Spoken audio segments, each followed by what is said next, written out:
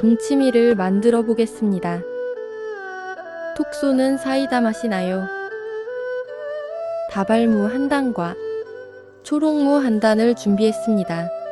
다발무로 2단 하셔도 됩니다. 무 이파리도 조금은 같이 준비합니다. 굵은 소금 100g에 묻힌 물을 굴려서 소금을 묻혀줍니다. 초록무도 굴려서 소금을 묻혀줍니다. 소금 묻힌 물을 김치통에 넣어줍니다. 무청도 같이 넣어줍니다. 남은 무청에 소금을 묻혀 맨 위에 얹어줍니다. 남은 소금도 위에 얹어줍니다. 뚜껑을 덮고 1일 동안 절여줍니다. 하루가 지났어요. 양파 2개 300g을 길게 잘라줍니다. 대파 흰 부분만 6대 준비합니다. 새토막 8cm 정도로 잘라줍니다. 사과 2개 500g을 껍질째 잘라 얇게 편설기를 합니다. 사과 2개를 자르니까 양이 많아졌네요. 배 2개 1060g도 사과와 같은 방식으로 잘라줍니다. 마늘 2주먹 40알 190g과 생강 3톨 32g을 믹서기로 갈아줍니다. 마늘 간 것을 그릇에 담아줍니다. 마늘과 생강 간 것을 다시백 중사이즈 5개에 나누어 담아줍니다. 쪽파 큰 거 3분의 1단 300g을 준비합니다. 쪽파 한 줌을 반으로 접어 쪽파 한 뿌리로 살짝 묶어줍니다. 청양고추 15개는 반으로 잘라줍니다.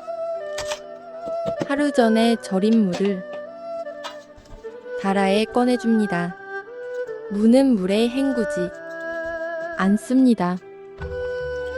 물을 모두 꺼내니 소금물이 많이 생겨났네요.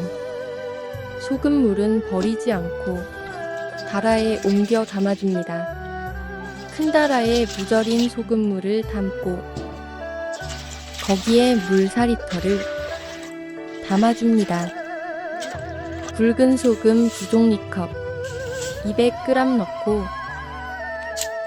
소주 2종이컵 400ml 넣고 사이다 2종이컵 400ml를 넣고 유슈가를 베스킨라빈스 2티스푼 넣어줍니다. 간이 잘 섞이게 소금이랑 잘 풀어줍니다. 멸치 액젓 5스저 넣어줍니다. 이것도 살짝 풀어줍니다.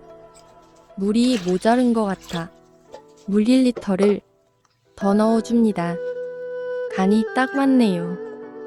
김치통에 물을 넣어줄게요. 길이를 맞추어서 물을 한 단 깔아줍니다.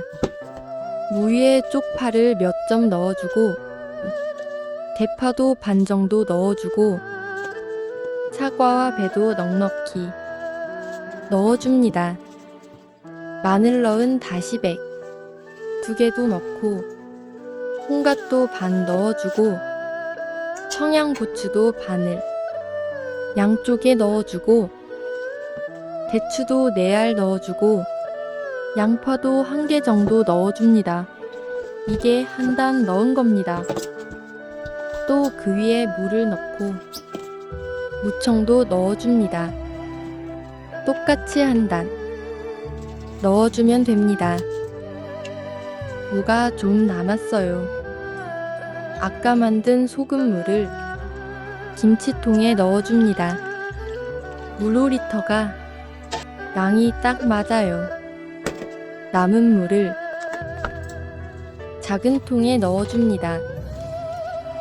쪽파 남긴 것도 좀 넣고 홍갓도 넣고 마늘, 대파도 넣고 과일이랑 청양고추 3개, 대추랑 양파도 넣어줍니다.